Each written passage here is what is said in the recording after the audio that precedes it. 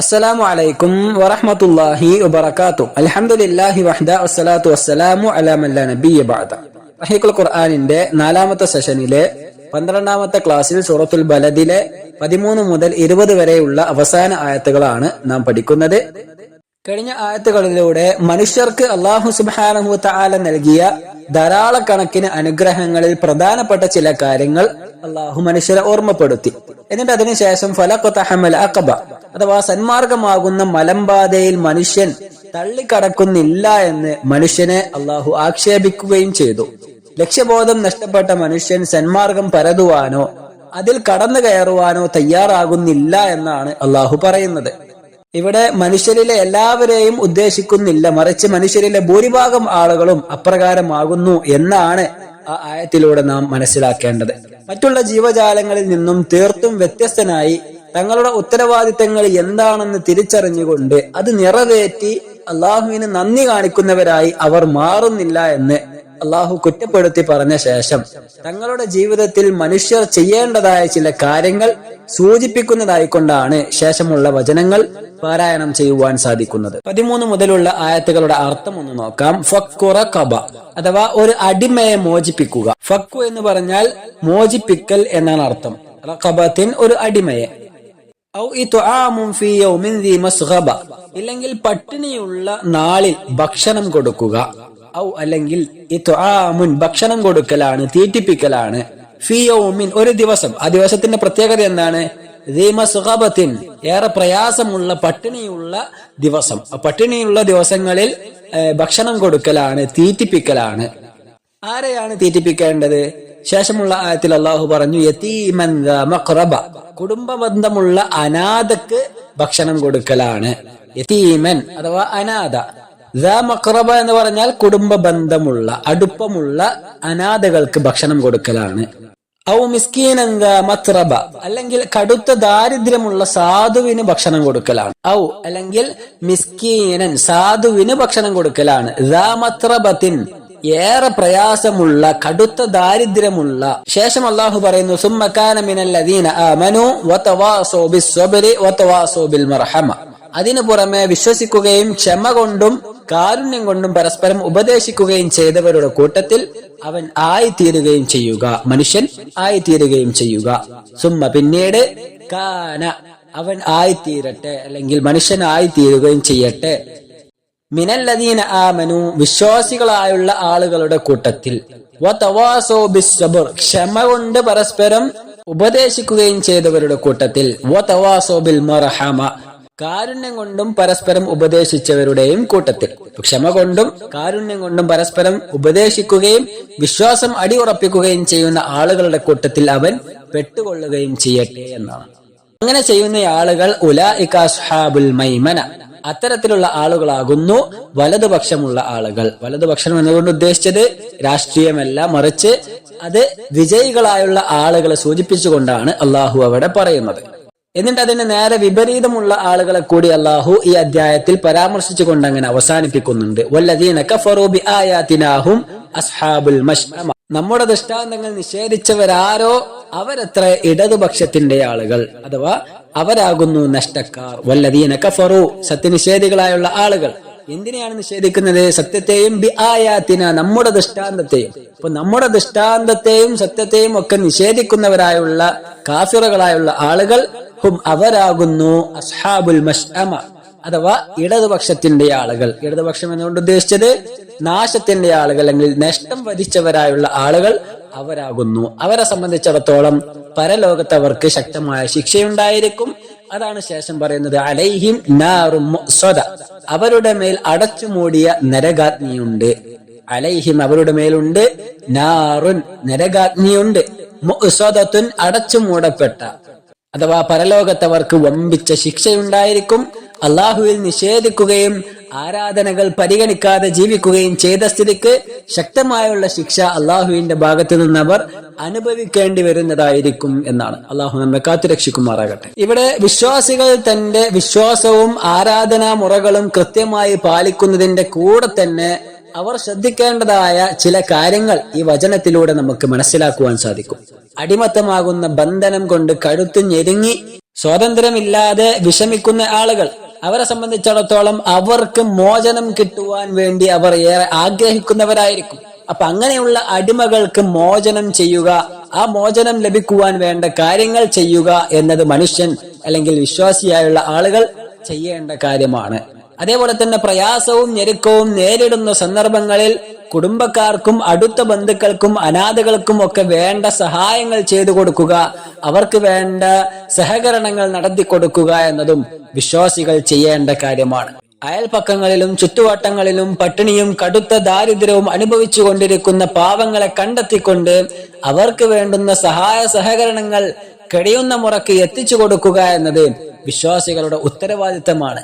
ഇങ്ങനെ തുടങ്ങിയുള്ള പൊതുപ്രവർത്തനങ്ങളെല്ലാം സത്യവിശ്വാസിയുടെ മേൽ ബാധ്യതയുള്ളതാണ്, അതവൻ നിർവഹിക്കേണ്ടതാണ്. എന്നാൽ അതിലേക്കൊന്നും തിരിഞ്ഞു നോക്കാതെ തന്റേതായ ആരാധനകളിലൂടെ മാത്രം ജീവിച്ചു പോകുന്ന ആളുകളെ സംബന്ധിച്ചിടത്തോളം അവർക്കുള്ള ഒരു ആക്ഷേപം കൂടിയാണ് ഈ ആയത്തിൽ അടങ്ങിയിട്ടുള്ളത്.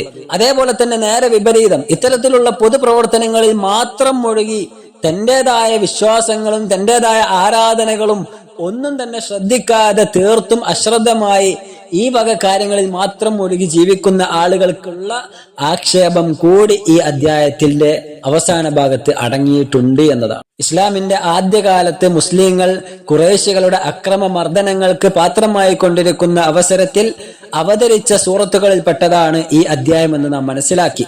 ആദ്യ വിശ്വാസികളിൽ പലരും അടിമകളായിരുന്നു എന്നതുകൊണ്ട് തന്നെ അവർ യജമാനന്മാരിൽ നിന്നും തങ്ങൾ വിശ്വാസം പൂണ്ടു എന്ന കാരണത്താൽ ധാരാളക്കണക്കിന് യാതനകളും പീഡനങ്ങളും അനുഭവിച്ചു വന്നിരുന്നു എന്നത് നമ്മൾ ചരിത്രത്തിലൂടെ കണ്ടതാണ്. ഈ അവസരത്തിൽ അടിമകളെ മോചിപ്പിക്കുവാനും സാധുക്കളായുള്ള ആളുകൾക്ക് അന്നം നൽകുവാനും കൽപ്പിക്കുന്നതിന്റെ പ്രാധാന്യവും നമുക്ക് മനസ്സിലാക്കാൻ സാധിക്കുന്നതാണ്. സ്വഹാബികളിൽ കഴിവുള്ള ആളുകളെല്ലാം തന്നെ ഈ ഒരു കർമ്മം അക്ഷരം പ്രതി പാലിച്ചിട്ടുമുണ്ട് എന്ന് ചരിത്രത്തിലൂടെ നമുക്ക് കാണാം.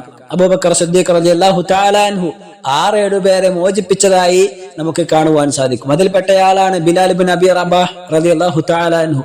അതേപോലെ തന്നെ മറ്റുള്ള സ്വഹാബിമാരും അവരെ കൊണ്ട് കഴിയുന്ന വിധം ഈ പറഞ്ഞ കാര്യങ്ങളെല്ലാം ചെയ്തിരുന്നു എന്നത് സഹാബാക്കളുടെ ചരിത്രം പഠിക്കുമ്പോൾ നമുക്ക് കാണുവാൻ സാധിക്കും. ഈ ആയത്തിൽ അല്ലാഹു സുബ്ഹാനഹു തആല സൂചിപ്പിച്ച റഖബത്തി എന്ന ഒരു പദം, അതിന്റെ ശരിയായുള്ള അർത്ഥം പിരടി എന്നാണ്, അല്ലെങ്കിൽ കഴുത്തി എന്നാണ് അതിന്റെ അർത്ഥം വരിക. അടിമത്തമാകുന്ന ചങ്ങല കൊണ്ട് അടിമയുടെ കഴുത്ത് ബന്ധിപ്പിക്കപ്പെടുന്നത് കാരണത്താലാണ് ഈ ഒരു പദം, റഖബത്തി എന്ന ഈ ഒരു പദം അടിമ എന്ന അർത്ഥത്തിൽ ഉപയോഗിച്ചു പോരുന്നത്. അതേപോലെ തന്നെ അതിന് ശേഷമുള്ള ആയത്തുകളിൽ അല്ലാഹു സുബ്ഹാനഹു തആല ഭക്ഷണം കൊടുക്കുന്ന കാര്യം പറഞ്ഞു. അവിടെ നമ്മൾ മനസ്സിലാക്കേണ്ടത് അനാഥകളും സാധുക്കളുമായുള്ള ആളുകൾക്ക് പൊതുവെ അവരെ കണ്ടെത്തിക്കൊണ്ട് അവർക്ക് ഭക്ഷണം എത്തിച്ചു കൊടുക്കുക എന്നുള്ളത്, അല്ലെങ്കിൽ അവർക്ക് വേണ്ട സൗകര്യങ്ങൾ ചെയ്തു കൊടുക്കുക എന്നുള്ളത് ഇസ്ലാമിൽ ഏറെ പുണ്യമാക്കപ്പെട്ട കർമ്മം തന്നെയാണ്. എന്നാൽ അടുത്ത കുടുംബത്തിലുള്ള ആളുകളാവുകയും അത്തരത്തിലുള്ള ആളുകൾ പ്രയാസങ്ങളും പട്ടിണിയും ഒക്കെ നേരിടുന്ന കാലത്താവുകയും ഒക്കെ ചെയ്യുമ്പോൾ അതിന്റെ കടമയും പ്രാധാന്യവും കൂടുതലായി വർദ്ധിക്കുന്നതായി ഈ അധ്യായത്തിന്റെ ഈ വചനങ്ങളിലൂടെ നമുക്ക് മനസ്സിലാക്കുവാൻ സാധിക്കും. അഥവാ ജോലിയും കൂലിയും നഷ്ടപ്പെട്ട് പ്രയാസത്തിൽ കഴിയുന്ന ആളുകൾ നമ്മുടെ ചുറ്റുവട്ടങ്ങളിൽ ഉണ്ടായിരിക്കും, അല്ലെങ്കിൽ ജോലി ചെയ്യാൻ കഴിയാത്ത വിധം രോഗബാധിതരായിട്ടുള്ള ആളുകൾ ഉണ്ടായിരിക്കും. അങ്ങനെ തുടങ്ങി വ്യത്യസ്ത കാരണങ്ങളാൽ ദാരിദ്ര്യത്തിലേക്ക് നയിക്കപ്പെട്ട വിഭാഗം ആളുകൾ നമ്മുടെ ചുറ്റുവട്ടങ്ങളിൽ വസിക്കുന്നതായി നമുക്കൊക്കെ അറിയുവാനും സാധിക്കും. സാധാരണഗതിയിൽ അവർക്ക് നൽകുന്ന സഹായ സഹകരണങ്ങളെക്കാൾ അപ്പുറം ഇത്തരം സന്നിഗ്ധ ഘട്ടങ്ങളിൽ അവർക്ക് നൽകുന്ന കൈത്താങ്ങുകൾ അത് അള്ളാഹുവിങ്കിൽ ഏറെ മൂല്യമുള്ളതായിരിക്കും എന്ന് ഈ വചനങ്ങളിലൂടെ നമുക്ക് മനസ്സിലാക്കുവാൻ സാധിക്കും. അതേ രീതിയിൽ തന്നെ യതീമുകളെ സംരക്ഷിക്കലും ഏറെ പ്രാധാന്യമുള്ള കാര്യമാണ്. പ്രായപൂർത്തി എത്തുന്നതിന്റെ മുമ്പ് പിതാവ് മരിച്ചുപോയ കുട്ടികളെയാണ് ഇസ്ലാം യതീമുകളായി കൊണ്ട് പരിഗണിക്കുന്നത്. അഥവാ പിതാവാണ് ഒരു വീട്ടിലേക്ക് സമ്പാദിച്ചു കൊണ്ടുവരുന്നവൻ. അയാൾ നഷ്ടപ്പെട്ടു കഴിഞ്ഞാൽ ആ വീട് തീർത്തും അത് പട്ടിണിയിലായിരിക്കും, ദാരിദ്ര്യത്തിലായിരിക്കും ഉണ്ടായിരിക്കുക. അങ്ങനെയുള്ള ആളുകളെ കണ്ടെത്തി അവരിലേക്ക് സഹായങ്ങൾ എത്തിച്ചു കൊടുക്കുക എന്നതും നമ്മുടെ ഉത്തരവാദിത്തമാണ്. അത് നമ്മോട് അടുത്ത് നിൽക്കുന്ന ആളുകളോ അല്ലെങ്കിൽ നമ്മുടെ കുടുംബക്കാരോ അല്ലെങ്കിൽ സ്ഥിരമായി നമ്മുടെ കൂടെ ഇടപഴകുന്ന ആളുകളോ ഒക്കെ ആണ് എങ്കിൽ അവരിലേക്ക് സഹായങ്ങൾ എത്തിച്ചു കൊടുക്കുവാൻ നാം കൂടുതൽ അർഹരായിരിക്കും എന്നതാണ്. കാരണം അത്തരത്തിലുള്ള ആളുകൾ രണ്ട് വിശേഷണങ്ങളാൽ നമ്മുടെ സഹായങ്ങൾക്ക് കൂടുതൽ അർഹരായിരിക്കും. ഒന്നാമത്തേത് അനാഥത്വം എന്ന് പറഞ്ഞ ആ വിശേഷണം, അതേപോലെ തന്നെ കുടുംബ ബന്ധം അല്ലെങ്കിൽ ബന്ധം എന്ന ആ ഒരു വിശേഷണം കാരണത്താൽ അവർ നമ്മോട് കൂടുതൽ അടുത്തവരായിരിക്കും, അല്ലെങ്കിൽ നമ്മുടെ സഹായങ്ങൾക്ക് അവർ കൂടുതൽ അവകാശികളായിരിക്കും എന്നാണ്. അതുകൊണ്ട് നമ്മൾ സഹായിക്കാൻ ഏറ്റവും അധികം ബാധ്യതയുള്ളത് ഇത്തരത്തിലുള്ള ആളുകളോടാണ്, അല്ലെങ്കിൽ അവർ അനുഭവിക്കുന്ന പ്രയാസങ്ങൾക്ക് അറുതി വരുത്തുക എന്നത് നമ്മുടെ ഒരു ഉത്തരവാദിത്വം കൂടിയാണ് എന്ന് ഈ ആയത്തുകൾ നമ്മെ ഓർമ്മപ്പെടുത്തുന്നുണ്ട്. സാമ്പത്തികമായി ശേഷിയുള്ള അനാഥകളാണ് എങ്കിൽ അവരുടെ സമ്പത്തിൽ കൈ കടത്തി അന്യായം കാണിക്കാതെ കൃത്യമായി ഇടപെടുകയും, എന്നാൽ സാമ്പത്തികമായി ശേഷിയുള്ള ആളുകളാണ് എങ്കിൽ അവർക്ക് വേണ്ട സഹായങ്ങൾ നൽകിക്കൊണ്ട്, അവർക്ക് വേണ്ട നിയന്ത്രണങ്ങൾ നൽകിക്കൊണ്ട്, അവരുടെ സമ്പത്ത് ശേഖരിക്കുകയും അത് സംരക്ഷിക്കുകയും ചെയ്തുകൊണ്ട് അവർക്കൊരു താങ്ങും തണലുമായി നിലകൊള്ളുക എന്നത് ഇസ്ലാമിൽ ഏറെ പ്രതിഫലാർഹമായിട്ടുള്ള കാര്യമാണ്. പ്രവാചകൻ സല്ലല്ലാഹു അലൈഹി വസല്ലമ തങ്ങൾ പറഞ്ഞതായി കൊണ്ട് കാണാം, അന വകാഫിലുൽ യതീമി ഫിൽ ജന്നതി കഹാതൈൻ വഅശാറ ബിഅസ്ബഅൈഹി യഅനി അസ്സബാബത വൽ വുസ്ത. അഥവാ ചൂണ്ടുവിരലും നടുവിരലും ചേർത്ത് പിടിച്ചുകൊണ്ട് പ്രവാചകൻ സല്ലല്ലാഹു അലൈഹി വസല്ലമ തങ്ങൾ പറഞ്ഞു, ഞാനും യതീമിനെ സംരക്ഷിക്കുന്നവനും സ്വർഗത്തിൽ ഇതുപോലെയായിരിക്കുമെന്ന് പ്രവാചകൻ പറഞ്ഞതായി കാണുവാൻ സാധിക്കും. അതുകൊണ്ട് തന്നെ യതീമിന്റെ കാര്യം അത് ഏറെ ഗൗരവത്തിൽ തന്നെ വിശ്വാസി സമുദായം എടുക്കേണ്ടതുണ്ട് എന്ന് ഈ വചനങ്ങൾ നമ്മെ ഓർമ്മപ്പെടുത്തുന്നു. യതീമിന്റെ കാര്യം സൂചിപ്പിച്ച ശേഷം അല്ലാഹു സുബ്ഹാനഹു തആല ശേഷം പറഞ്ഞത് മിസ്കീനെ സംബന്ധിച്ചാണ്. ഔ മിസ്കീനൻ ദാ മത്രബ, അല്ലെങ്കിൽ കടുത്ത ദാരിദ്ര്യമുള്ള ആളുകൾക്ക് അവർ ഭക്ഷണം നൽകിക്കൊള്ളട്ടെ എന്ന്. തന്റെ ദാരിദ്ര്യവും പ്രയാസവും മറ്റുള്ളവരെ അറിയിക്കാതെ, തന്റെ അഭിമാനത്തിന് ക്ഷതമേൽപ്പിക്കാതെ കഴിവിന്റെ പരമാവധി ഒതുക്കി നിർത്തുന്ന ആളുകളെയാണ് മിസ്കീൻ എന്ന് വിളിക്കുന്നത്. പുറമേക്ക് അവരെ നോക്കുകയാണെങ്കിൽ സുഭിക്ഷമായി ജീവിക്കുന്നവരായി നമുക്ക് തോന്നിയേക്കുമെങ്കിലും ഉള്ളിൽ അടിസ്ഥാന സൗകര്യങ്ങൾ പോലുമില്ലാതെ ദാരിദ്ര്യത്തിന്റെ പടുകുഴിയിൽ വിങ്ങിപ്പൊട്ടുന്നവരായിരിക്കും അവർ. ഒരുപക്ഷെ പ്രത്യക്ഷത്തിൽ ദാരിദ്ര്യമുള്ള ആളുകളെ സംബന്ധിച്ചിടത്തോളം അവരെക്കാൾ അപ്പുറം പ്രയാസത്തിലായിരിക്കും ഇത്തരത്തിലുള്ള മിസ്കീനുമാരുടെ ജീവിതം. അതുകൊണ്ട് അത്തരത്തിലുള്ള ആളുകളെ കണ്ടെത്തുക എന്നത് ഒരു വിശ്വാസിയുടെ ഉത്തരവാദിത്തമാണ് എന്ന് ഈ ആയത്തുകൾ നമ്മെ ഓർമ്മപ്പെടുത്തുന്നു.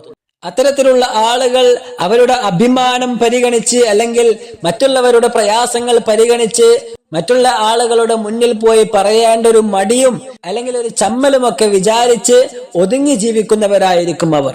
അതുകൊണ്ടാണ് അല്ലാഹു സുബ്ഹാനഹു തആല അവരെ സംബന്ധിച്ച് പ്രതിപാദിച്ചപ്പോൾ ദാ മത്രബത്തിൻ എന്ന് പ്രയോഗിച്ചത്. മത്രബ എന്ന് പറഞ്ഞാൽ മക്കാനു തുറാബ്, അഥവാ അന്നഹു മിസ്കീനുൻ ലൈസ ബിയദൈഹി ഷൈഉൻ ഇല്ല തുറാബ്. ഭക്ഷണത്തിന്റെ സ്ഥാനത്ത് മണ്ണല്ലാതെ മറ്റൊന്നും കൈവശമില്ലാത്തവർ എന്നാണ് അതിനെ സംബന്ധിച്ച് പണ്ഡിതന്മാർ വിശദീകരിച്ചിട്ടുള്ളത്. അപ്പൊ ഇത്തരത്തിലുള്ള ആളുകളെ സമൂഹത്തിനിടയിൽ നിന്നും കണ്ടെത്തി അവരെ ചേർത്ത് പിടിക്കുക, അവർക്ക് വേണ്ട സഹായങ്ങൾ എത്തിച്ചു കൊടുക്കുക എന്നത് ഏറെ പ്രാധാന്യമുള്ള കാര്യമാണ്.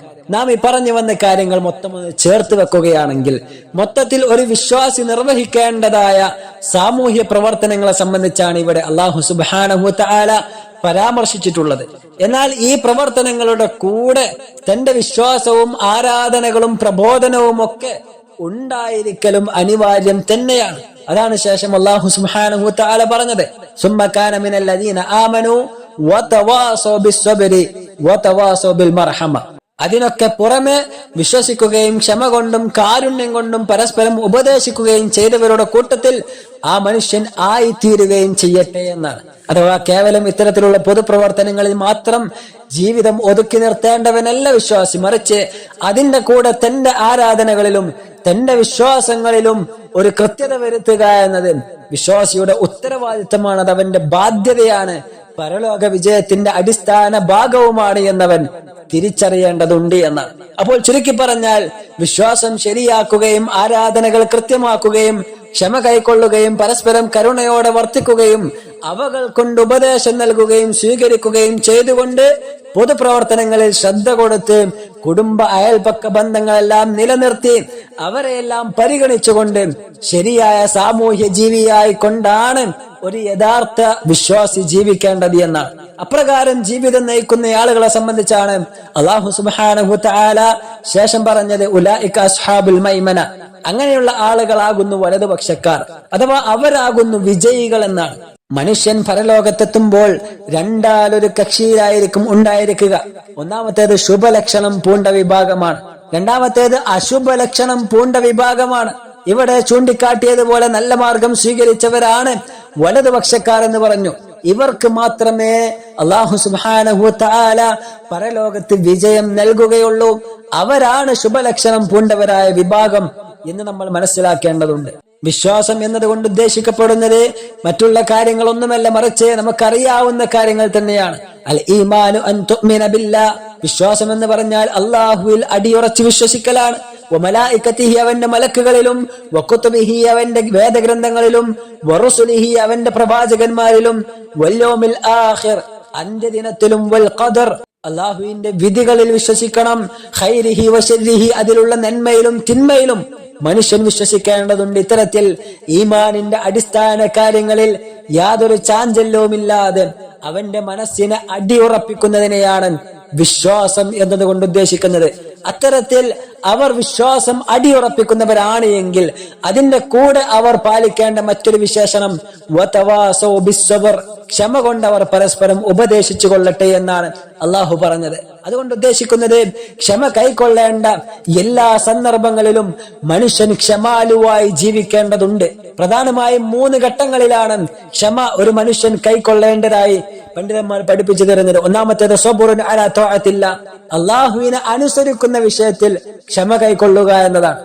അഥവാ ജീവിതത്തിന്റെ എല്ലാ മേഖലകളിലും അള്ളാഹുവിന്റെ കൽപ്പനകളും നിർദ്ദേശങ്ങളും പാലിച്ചുകൊണ്ടായിരിക്കണം വിശ്വാസി ജീവിക്കേണ്ടത്. അതേപോലെ തന്നെ ആരാധനകൾ നിർവഹിക്കുന്ന വിഷയത്തിലും മനുഷ്യന് ക്ഷമ കൈക്കൊള്ളേണ്ടതുണ്ട്. രണ്ടാമതായി കൊണ്ട് പഠിപ്പിച്ചു തന്നത് സബ്റുൻ അൻ മഅസിയത്തില്ലാ, അള്ളാഹു നിരോധിച്ച കാര്യങ്ങൾ ജീവിതത്തിൽ നിന്ന് ഒഴിവാക്കുന്ന വിഷയത്തിൽ ക്ഷമ കൈക്കൊള്ളുക എന്നതാണ്.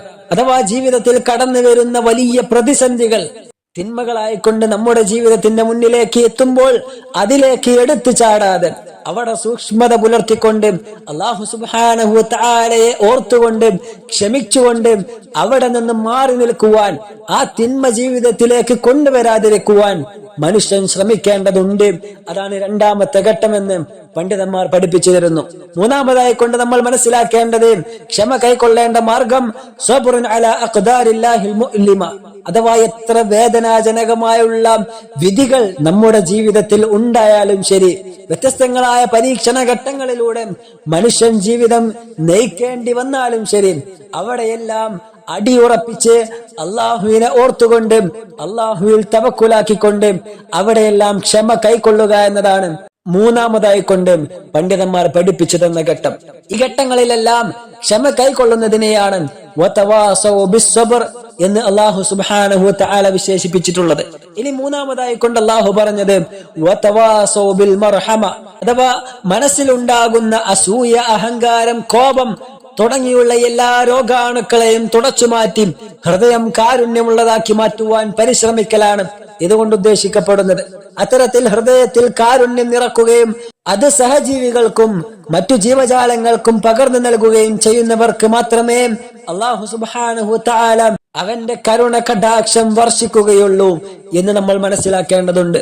പ്രവാചകൻ സല്ലല്ലാഹു അലൈഹി വസല്ലമ തങ്ങൾ പറയുന്നുണ്ട്, ഇർഹമു മൻ ഫിൽ അർള് യർഹമുകും മൻ ഫിസ് സമാ, അഥവാ ഭൂമിയിലുള്ള ആളുകളോട് നിങ്ങൾ കരുണ കാണിക്കുക, എന്നാൽ ആകാശത്തുള്ളവൻ നിങ്ങളോട് കരുണ കാണിക്കുന്നതായിരിക്കും. ഈ രീതിയിൽ മാനുഷിക മൂല്യങ്ങളെ തിരിച്ചറിഞ്ഞുകൊണ്ട് ആദർശം പണയം വെക്കാതെ സമൂഹത്തിൽ ഇടകലർന്ന് പരസ്പരം കാരുണ്യത്തോടെ വർത്തിച്ച് അള്ളാഹുവിന്റെ തൃപ്തി കരഗതമാക്കുവാൻ പരിശ്രമിക്കുന്നവരാണ് യഥാർത്ഥ വിശ്വാസികൾ എന്നാണ് നാം മനസ്സിലാക്കേണ്ടത്. ആ മാർഗം സ്വീകരിക്കാത്തവർ അള്ളാഹുവിന്റെ ലക്ഷ്യപ്രമാണങ്ങളെയും ദൃഷ്ടാന്തങ്ങളെയും നിഷേധിക്കുന്നവരായിരിക്കും. അവരാണ് ഇടതുപക്ഷക്കാർ. അവർക്ക് ആധാരം നരകമായിരിക്കും, അതിലെ അഗ്നി അവരിൽ അടച്ചു മൂടപ്പെട്ടുകൊണ്ടിരിക്കും എന്നൊക്കെയാണ് അടുത്ത വചനങ്ങളിൽ അല്ലാഹു സുബ്ഹാനഹു വ തആല പ്രസ്താവിക്കുന്നത്. വല്ലദീന കഫറു ബിആയാതിനാഹും അസ്ഹാബുൽ മശ്അമ, നമ്മുടെ ദൃഷ്ടാന്തങ്ങൾ നിഷേധിച്ചവരാരാണോ അഥവാ അവരാകുന്നു പരാജയം വരിച്ചവരായുള്ള ആളുകൾ എന്നാണ്. അത്തരത്തിലുള്ള ആളുകൾ അലൈഹിം നാറും മുഅ്സദ, അവരുടെ മേൽ അടച്ചുമൂടിയ നരകാഗ്നിയുണ്ട് എന്നാണ്. വിശ്വാസികളെ സംബന്ധിച്ച് പരാമർശിച്ചാൽ ശേഷം തന്നെ അവിശ്വാസികളെ സംബന്ധിച്ചും, അല്ലെങ്കിൽ അവിശ്വാസികളെ സംബന്ധിച്ച് പരാമർശിച്ചാൽ ശേഷം തന്നെ വിശ്വാസികളെ സംബന്ധിച്ചും പരാമർശിക്കുക എന്നത് വിശുദ്ധ ഖുർആനിന്റെ ഒരു ശൈലിയാണ്. ആ ശൈലി തന്നെയാണ് ഇവിടെയും തുടർന്നു വന്നിട്ടുള്ളത്. കഴിഞ്ഞ വചനങ്ങളിൽ നിന്നും നാം വിശദീകരിക്കുമ്പോൾ മനസ്സിലാക്കിയതുപോലെ തന്നെ 2 മാർഗങ്ങൾ അല്ലാഹു സുബ്ഹാനഹു വ തആല വ്യക്തമാക്കി തന്നു എന്ന് പറഞ്ഞു. ആ വ്യക്തമായ 2 മാർഗങ്ങൾ ഏതാണെന്ന് മനസ്സിലാക്കുവാൻ കൂടി വേണ്ടിയിട്ടായിരിക്കാം അല്ലാഹു സുബ്ഹാനഹു വ തആല വിശുദ്ധ ഖുർആനിൽ ഈ ഒരു ശൈലി സ്വീകരിച്ചിട്ടുള്ളത് എന്ന് നമുക്ക് നിഗമനിക്കാം.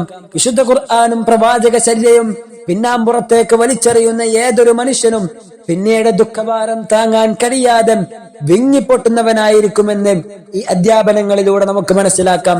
പരലോകത്ത് അത്തരത്തിലുള്ള ആളുകൾ ഒരു നിരക്കും രക്ഷപ്പെടാൻ കഴിയാത്ത വിധം കഠോരമായ ശിക്ഷയ്ക്ക് പാത്രമാവുകയും ചെയ്യുന്നതായിരിക്കും. അതാണ് ഈ അധ്യായത്തിന്റെ അവസാന ഭാഗത്ത് നിഷേധികളായുള്ള ആളുകളെ സംബന്ധിച്ച് പരാമർശിച്ചപ്പോൾ അലൈഹിം നാറും മുഅ്സദ എന്ന് അല്ലാഹു സുബ്ഹാനഹു വ തആല വിശേഷിപ്പിച്ചിട്ടുള്ളത്. അടച്ചു മൂടപ്പെട്ട നരകത്തിൽ അവരെ അല്ലാഹു പ്രവേശിപ്പിക്കുന്നതായിരിക്കുമെന്ന്. ഒരു നിലക്കും രക്ഷപ്പെടാൻ കഴിയാത്ത വിധം അതിൽ അല്ലാഹു സുബ്ഹാനഹു വ തആല അവരെ കടത്തുന്നതായിരിക്കും. അത് അടച്ചു മൂടപ്പെട്ടതായിരിക്കും. അതുകൊണ്ട് സഹോദരങ്ങളെ, ഈ ഒരു ലോകം മുന്നിൽ കണ്ടുകൊണ്ടായിരിക്കണം നമ്മുടെ ജീവിതം നമ്മൾ മുന്നോട്ട് കൊണ്ടുപോകേണ്ടത്. ആ ഒരു ധാർമ്മിക മൂല്യങ്ങളെ തിരിച്ചറിഞ്ഞുകൊണ്ട് ശരിയായ ആദർശം എപ്പോഴും ജീവിതത്തിൽ മുറുകെ പിടിച്ച് ജീവിതം നയിക്കുവാൻ നാം പരിശ്രമിക്കുക. അല്ലാഹു സുബ്ഹാനഹു വ തആല തൗഫീഖ് പ്രദാനം ചെയ്യുമാറാകട്ടെ. വസല്ലല്ലാഹു വസല്ലം അലാ നബിയിനാ മുഹമ്മദ്. അസ്സലാമു അലൈക്കും വറഹ്മത്തുള്ളാഹി വബറകാതുഹു.